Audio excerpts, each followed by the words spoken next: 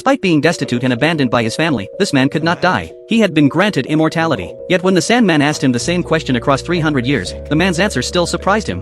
So do you still wish to live? Are you crazy? Death is a mug's game. I've got so much to live for.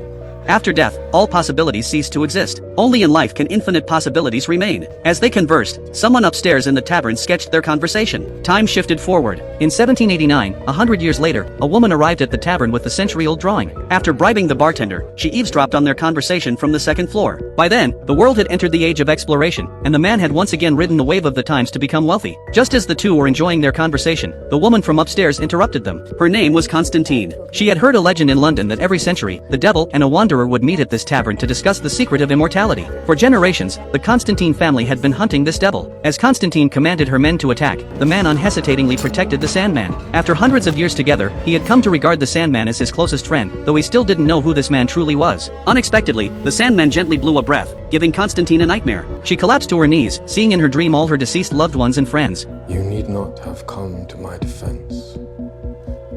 Clearly. Still, I didn't want to be drinking alone here in 100 years' time.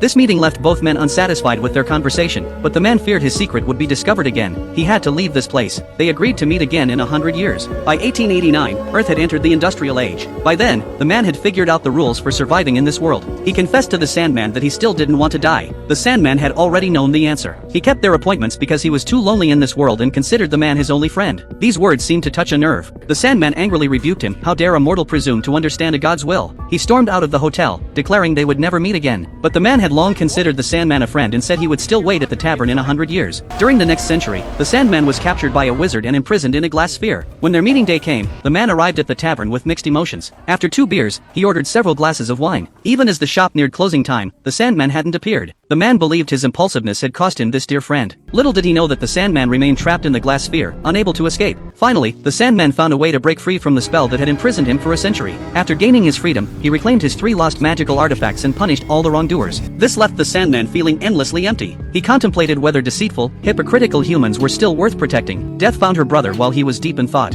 After some guidance, the Sandman finally understood that neither humans nor gods are independent beings. Everyone needs the companionship and support of friends. Before leaving, Death suggested that the Sandman keep the appointment, even if it was 100 years late. True friends forgive your lateness, that's what friendship means. The Sandman arrived at the agreed tavern only to find it long abandoned. Just as he was feeling disappointed, bright red arrows on the wall caught his attention. Following them, he came to a new tavern. Looking at the familiar face before him, the Sandman smiled genuinely for the first time. Perhaps immortality brings endless loneliness, but friends are like beacons in the darkness, illuminating each other's hearts.